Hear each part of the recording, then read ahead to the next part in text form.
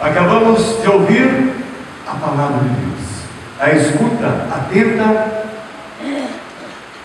Ouvimos do Gênesis falar do homem da fé, pai, nosso pai na fé, Abraão. Ouvimos Paulo responder. O que quer dizer a primeira leitura? Ele está fazendo uma resposta, embora 2 versículos, bem curtinho, né? Mas bastante profundo.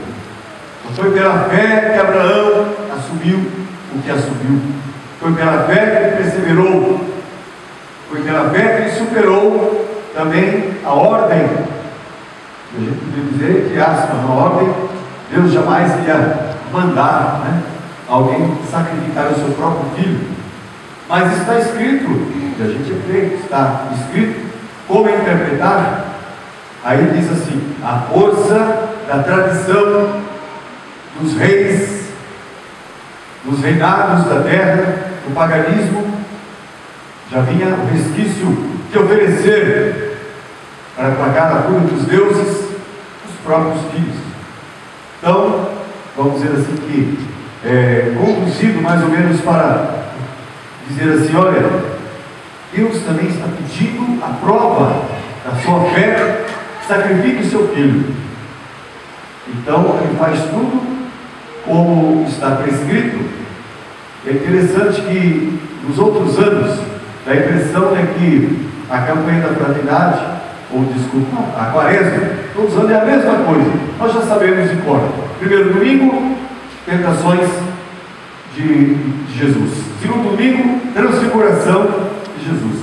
Terceiro domingo, a cura do Evangelho de João. Jesus faz as curas e mostra quem ele é. Então a gente já sabe de cor.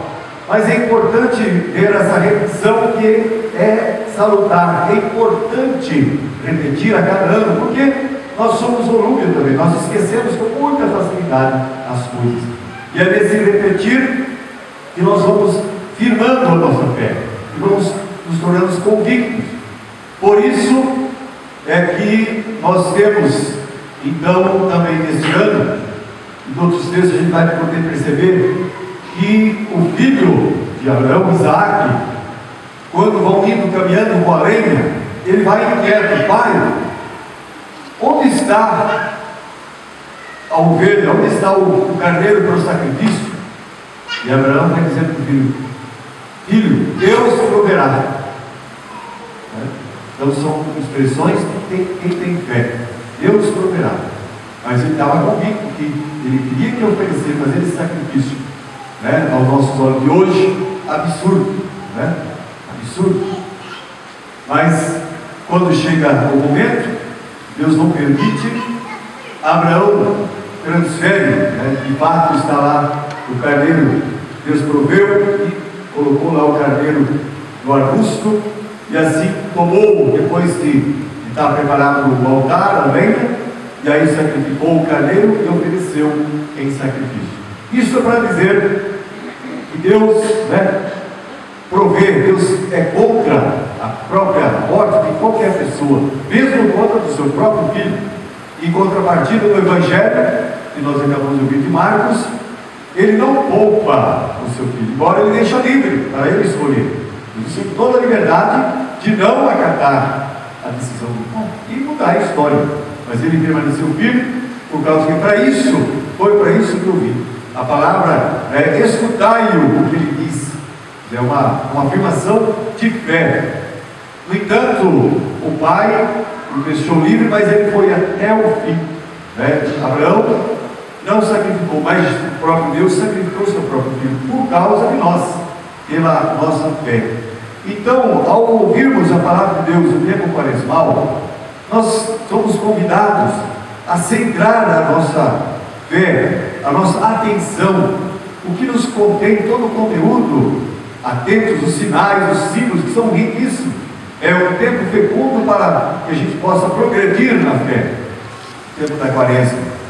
Em contrapartida, os zumbidos, os sonidos, os barulhos, e que a gente sabe que acontece cada vez mais, né? Barulho quer dizer, fora do mundo a gente vê muitos zumbidos, muitos unidos, e podemos confundir com voz de deuses, né? Isso é o perigo da modernidade que nós vivemos hoje. Para isso, então, nós ouvimos atentamente a palavra de Deus a cada dia, né? A cada domingo, a cada semana, para que nós não percamos o nosso rumo, para que não percamos, né, o centro da nossa fé, e assim, sendo conduzidos, poderemos celebrar com alegria a Santa Páscoa. Então é para isso que nós recordamos, e claro que não é tudo igual, porque nos 3 anos A, B e C, nós variamos um pouquinho os textos, né? Agora fala-se da mesma mensagem, mas o foco é bem diferente, para nos ajudar a compreender este mistério da fé. Então, nesse dia que celebramos o dia do Senhor, aqui nos reunimos para ouvir a palavra de Deus, atentamente se decidir por ela, se deixar tocar por essa palavra e assim se converter o nosso coração, converter as nossas atitudes, o nosso compromisso, nossa fidelidade, como Jesus no deserto, como fiel, né? Embora as tentações, a tentação de Satanás, ele permaneceu fiel e firme, né? Outros textos vai dizer que essas pedras podem se transformar em pão, né? Nos outros anos.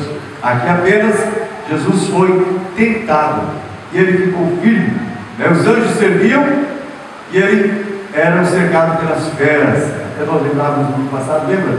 Eu falei que das feras, sim, as feras do mar, mas as feras que estão dentro de nós, né? Para domar os nossos instintos, né? Que podem se transformar como verdadeiras feras. É preciso aprender com docilidade, domar esses instintos para que a gente possa ser perseverantes e caminhar e alcançar o objetivo de nossa vida. Então, cristãs, irmãos e irmãs, celebrando também a campanha da fraternidade, né? Nós estamos lembrando esse compromisso, esse diálogo da igreja com o mundo, né? Com a sociedade, igreja e sociedade, né? Os pecados, né?